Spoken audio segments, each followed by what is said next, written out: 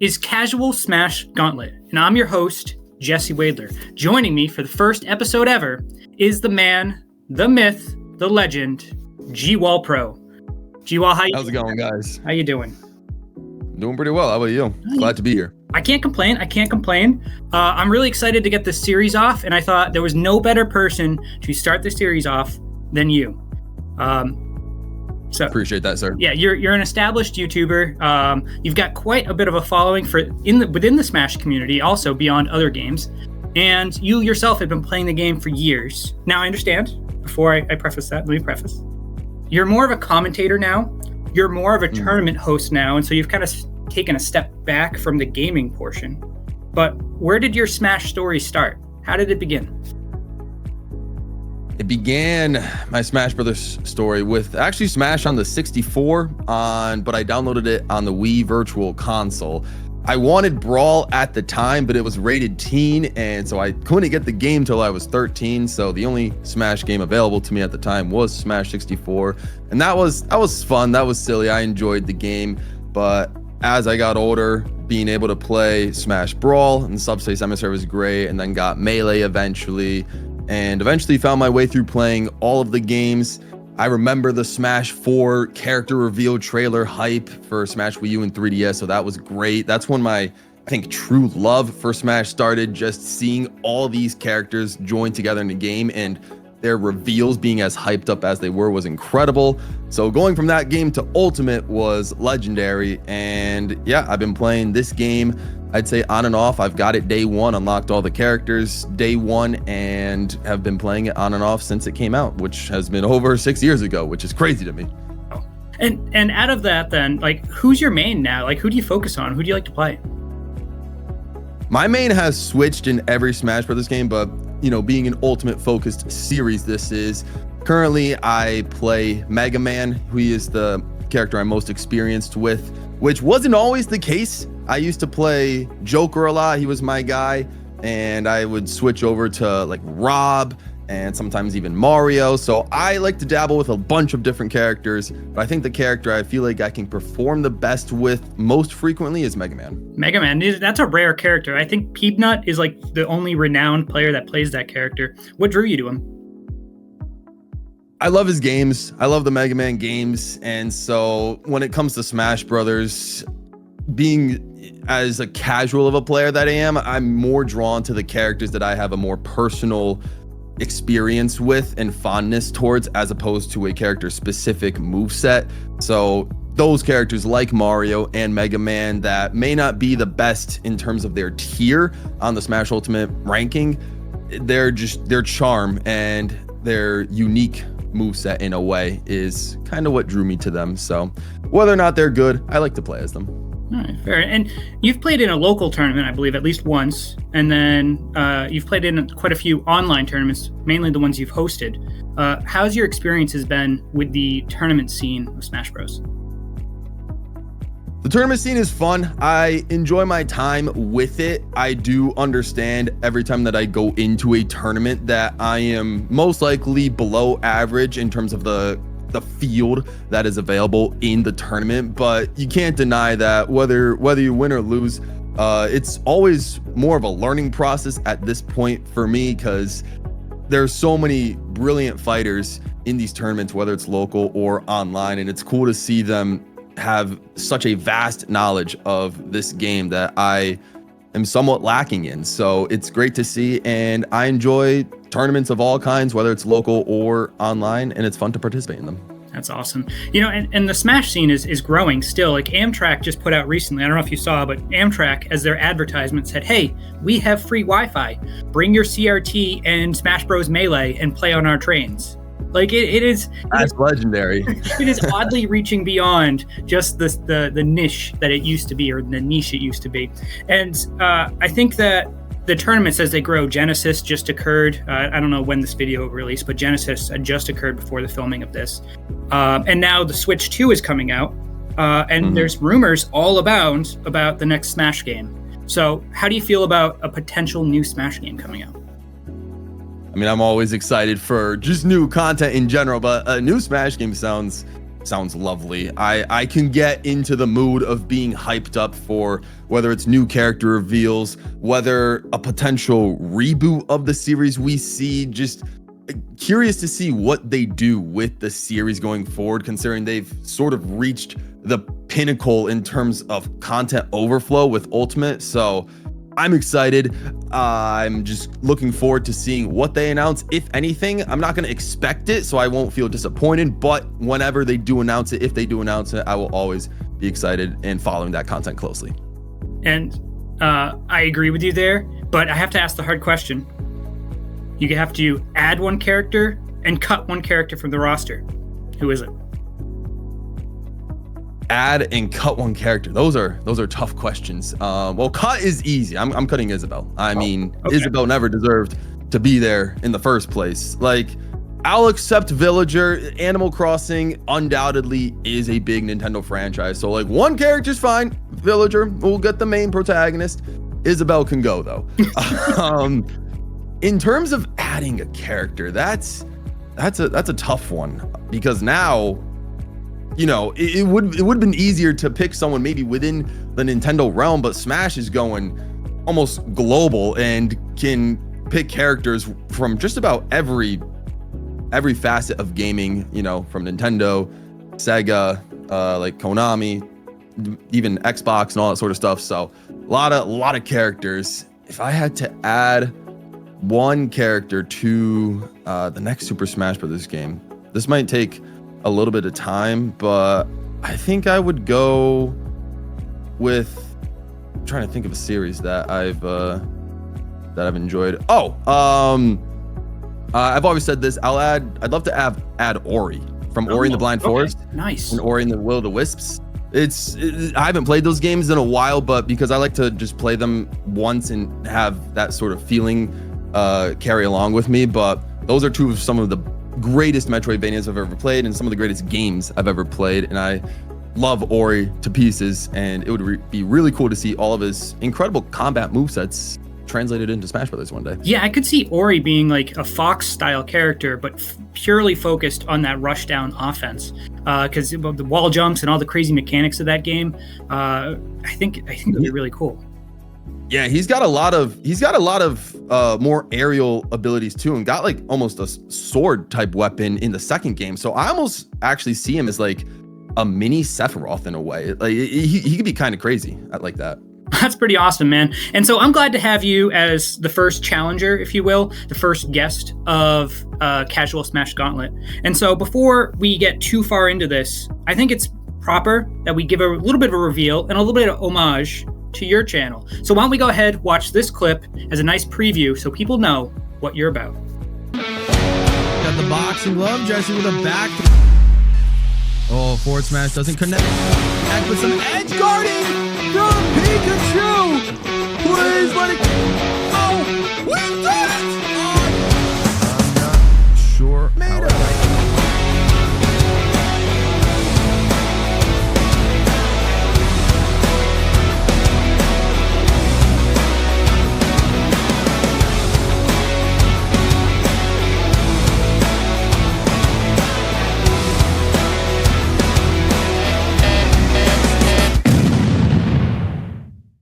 Hey, that was actually really cool. How did you come up with this diverse channel like this? It's been a lot of trial and error. I've been working on this channel on and off for almost 13 years now. So it started with my love for Mario Kart and just wanting to kind of prove to everybody on the internet that like, hey, I'm good at this game and I can perform shortcuts and I can be just like all these other Mario Kart YouTubers that you're watching on the internet in 2012. So I started posting that content, and then I just kind of fell into the love of making those types of videos, and eventually expanded into other games slowly because I wanted to try to adapt the channel to make it more diverse in a way, slowly but surely, to involve other Mario games besides Mario Kart. We have Mario Party, then Super Smash Brothers. I covered the Smash Brothers DLC. from Smash 4 when it came out, and I ended up doing some like virtual console games to going back to some retro days. And I like to mix things up with my channel and not keep things super stale in terms of the content. Sure. So as I sort of developed my craft, I'm still learning things about the channel. I'm still learning all about what types of videos I like to make and the videos that my audience enjoys making. But I think we have a pretty solid ground base with Nintendo focused content, ranking style content, music based content, and then, you know, complementing all of that with live streams where I'm able to even get more engaged with my audience. And it's been a fun ride so far. And if you had a hook to say, hey, if you haven't been on my channel, you haven't subscribed to my channel, this is why you should. What's that hook? I would say, hey, I think you're missing out on a lot of great Nintendo and community gaming experiences. Between live streams, community posts, and even my videos, the community is able to participate and influence a lot of what the channel has to offer. And it's just a great place for people to come together and share their love of gaming while we keep things entirely positive and family friendly. So you don't have to worry about anything. And overall, we have a really fun time on the channel, having some great live streams and gaming content from all the series. That's awesome, man. So if you haven't yet, go ahead, go on over at the end of this video, subscribe to GWallPro, check out his content, and maybe participate in one of his Smash streams. But before we go any further with that, let's go ahead and get into the CSG rules. Casual Smash Gauntlet is a series designed to wear you down as a player. It's not a you versus me situation, it's you versus the gauntlet. Each match will be 3 stocks, no spirits, items, or final smashes. Stages will be set to Omega or Battlefield. Time will be set to 10 minutes, but in the result of a timeout, the loser will be those with less stocks, more damage. The gauntlet will challenge you to fight every champion from 15 all the way to 1 with your team of 3 in the progression shown on the screen. Every stock matters, as a fall in this round could result in a loss in the next round. So, realistically, it's a 45 versus 9 in the house's favor. Will you overcome the gauntlet, or will you be crushed in the climb? I wish you the best of luck. All right, so there you go. There's the rules. Do you have any questions? I'm ready. No, I feel pretty good. All right, now's the time then. Go ahead. Let's reveal your team right here. And let's get into the match. Good luck.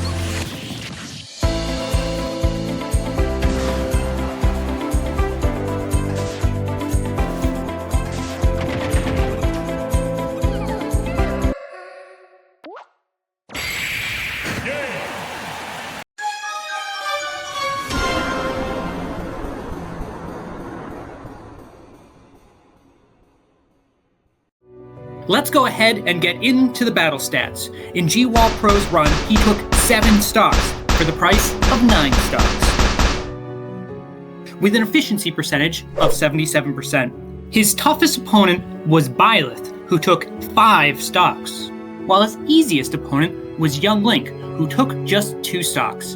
GWallPro's run ended with Jigglypuff. Let's go ahead and look at the character stats.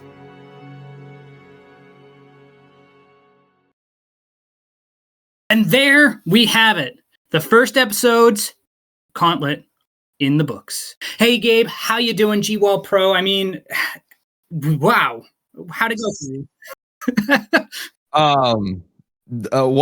What a series of matchups we had there. I would say if there's any possible way that this video can just be that Mega Man versus Young Link matchup, you know, I wouldn't be opposed. Maybe I'll find a way to corrupt the rest of those matchups.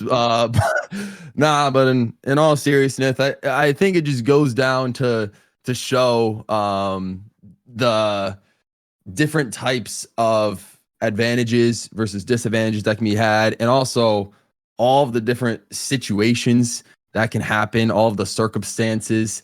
And even in a matchup with no items, no final smashes, no nothing, just battlefield or omega stages, like the amount of randomness that can happen due to, you know, whether a move stringing together or not can really set the tone for how a matchup is gonna go. And you know, most of those circumstances didn't go my way today. I didn't climb as far as I would have liked, but it was a good attempt. And maybe hopefully if there's like a like counter incentive to get me back on for a rematch, I'd support it. But you got some other fantastic guests joining you, so I'm excited to see how they do as well. I was happy to be the first one. Yeah, hey, I loved having you.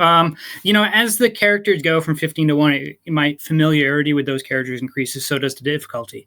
Compacting that difficulty curve of, you know, better characters is you're worn down, you have less stocks. So it's really difficult to really climb up this. And so I really do suspect, despite you know, players being better than me, far better than me, it doesn't matter, that they're gonna start to really feel that stock loss and not get as far as they initially hoped. So I think you did pretty well overall. I mean, you made it to Jigglypuff. We've had 2 SDs. There was this one here with Byleth, and then another one. Here's this one with Jigglypuff here.